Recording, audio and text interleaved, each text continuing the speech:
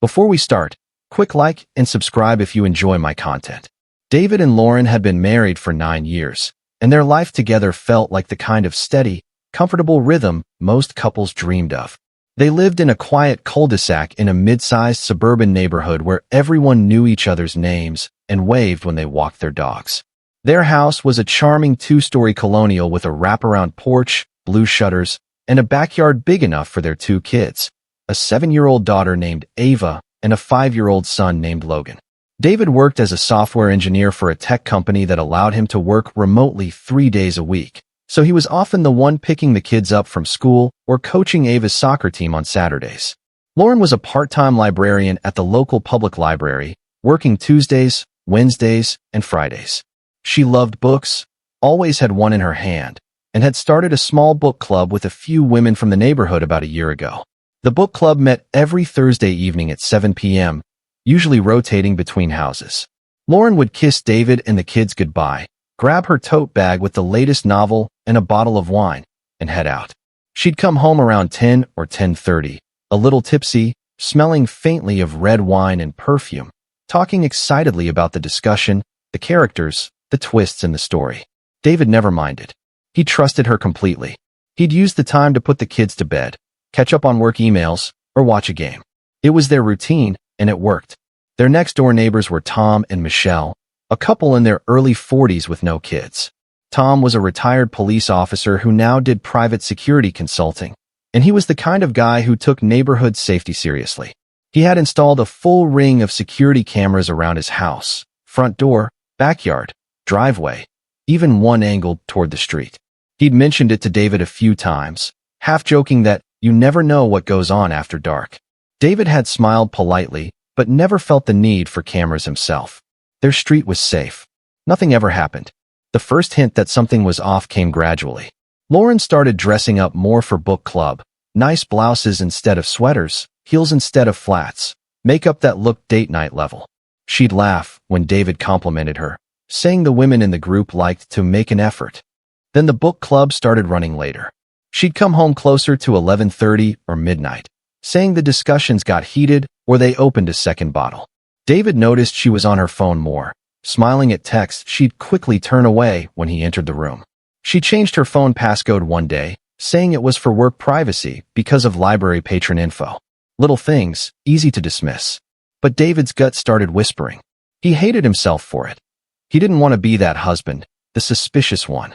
They had a good marriage, 2 amazing kids, a life they'd built together since meeting in grad school. Lauren was his best friend. He pushed the thoughts down. Then came the Thursday in early March that changed everything. David had put the kids to bed early because Logan had a cough. He was downstairs cleaning up the kitchen when he heard a car door outside.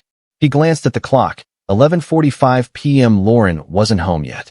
Curious, he looked out the front window and saw her car pulling into the driveway. But there was another car behind hers, a dark sedan he didn't recognize.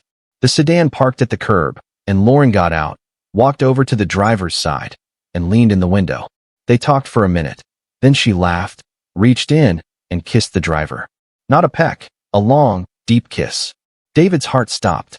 The sedan pulled away, and Lauren came inside, humming softly, smelling of wine and that new perfume. David pretended to be asleep when she came to bed. He lay there in the dark, mind racing. Who was that? A ride home from book club? But why the kiss? He told himself he was overreacting. Maybe it was nothing. But the next day, he couldn't shake it. He started paying closer attention. The following Thursday, Lauren left for book club as usual. David waited until the kids were asleep, then opened their shared phone account online and checked her location history. She'd turned it on years ago for safety when traveling with the kids. The map showed her phone at their house until 7:15, then driving downtown, stopping at an address that wasn't any of the book club members' homes. It stayed there for 3 hours before heading home. David's stomach knotted. He searched the address. It was a high-end apartment building in the city, the kind with concierge service and valet parking. He didn't sleep that night. The next few weeks turned into a quiet investigation. David hated himself for it, but he couldn't stop. He checked location history every Thursday. Same pattern, downtown apartment, 3 to 4 hours, then home. He started noticing other things. Lauren showering immediately when she got home on Thursdays, even though she never did that other nights. New lingerie appearing in the laundry. A second phone charger in her car that wasn't for her usual phone. He needed proof. He couldn't accuse her without it. One Saturday morning, while walking the dog, David ran into Tom next door. They chatted about the weather, the kids, the usual. Then Tom mentioned his cameras. "You know, those things catch everything," Tom said casually. "Last week I saw a coyote in the backyard at 2 a.m. clear as day." David's mind raced. "Hey Tom, those cameras, do they pick up the street pretty well?" Tom nodded. "Yeah, the front one has a wide angle. Covers both driveways and the cul-de-sac." David hesitated, then asked, "Any chance I could see the footage from Thursday nights the last couple months? I think someone might have dinged Lauren's car in a hit and run. Want to check?" Tom didn't blink. "Sure, man. Come over later. I'll pull it up." That afternoon, David sat in Tom's home office, heart pounding, as Tom loaded the footage. They started with the most recent Thursday. At 11:42 p.m., Lauren's car pulled into the driveway. The same dark sedan followed, parked at the curb. Lauren got out, walked to the driver's side. The streetlight illuminated everything perfectly. She leaned in, kissed the driver passionately, hands in his hair, his arms around her waist. They talked for a few minutes, kissed again, then the sedan drove off. David asked to see more dates. Same pattern every Thursday for the past 10 weeks. Same car, same man. David zoomed in on the license plate and the driver's face when he turned toward the camera once. The man was in his late 30s, handsome, dark hair, someone David didn't recognize. Tom looked uncomfortable. "You okay, Dave?" David nodded numbly. "Yeah, thanks, Tom. This helps." He went home and sat in his car in the garage for an hour, staring at nothing. He needed more. He hired a private investigator the next day, a recommendation from a coworker who'd gone through a divorce.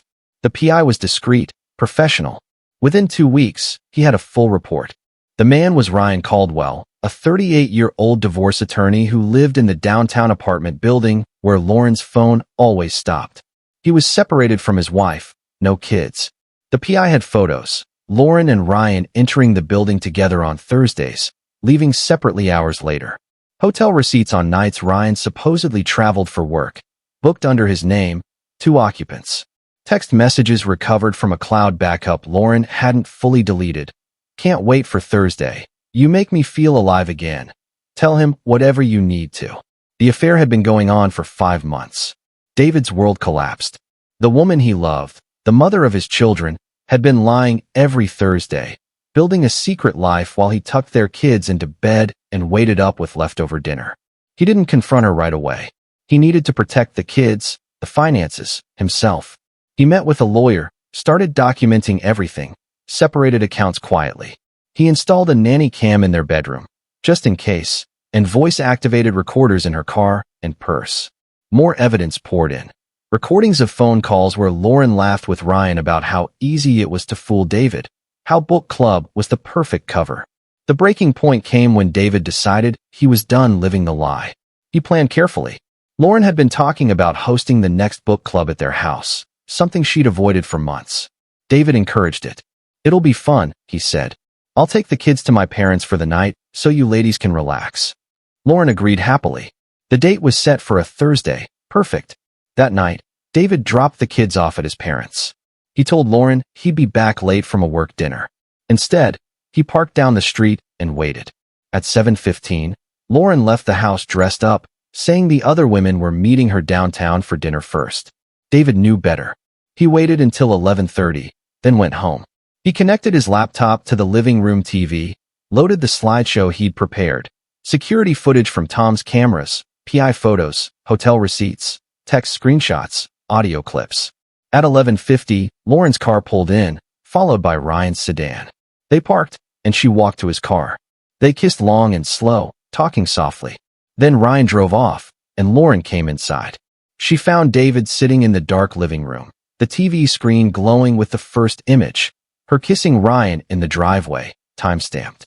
"David," she gasped, dropping her purse. "Sit down, Lauren," he said calmly. "We're going to watch this together." He clicked through the evidence slowly, narrating dates, times, lies. Audio played of her voice telling Ryan how David never suspected a thing. Lauren went white, then red, tears streaming. "I'm so sorry. It was a mistake. I was unhappy, felt invisible. Please, we can fix this. You felt invisible, David said quietly. While I was home every Thursday with our sick kids, doing bath time alone, reading stories, waiting for you with dinner cold. You were downtown in his bed. She sobbed. I'll end it. Right now? Counseling, anything. It's too late. I've known for weeks. I've seen everything. The kids are at my parents'.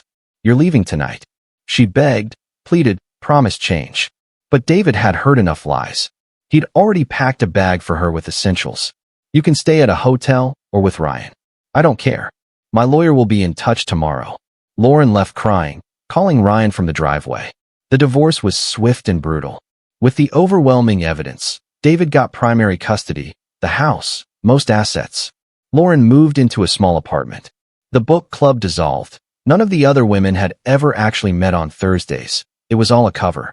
Ryan's estranged wife found out and finalized their divorce. His law practice suffered when word spread. David focused on the kids. Ava and Logan adjusted slowly, but having a stable home with their dad helped. He started therapy, joined a dad's group, took up running. A year later, David was at Ava's school play when he met Emily, a single mom whose daughter was in the same class. She was kind, genuine, loved books too. They started with coffee, then dinners. Nothing rushed, just real connection. One Thursday evening, exactly a year after the footage night, David sat on the porch with the kids eating ice cream. Logan asked why mommy didn't live there anymore. David answered honestly, but gently. Sometimes grown-ups make choices that hurt people they love. But we're okay now. He looked across at Tom's house and nodded gratefully. The neighbor's security footage had exposed the truth and set him free. David had lost the marriage he thought he had, but he'd gained something better. A life without deception, built on honesty, with his children thriving and a future that felt bright again. The Thursdays that once brought pain now felt like any other day, peaceful, ordinary, his.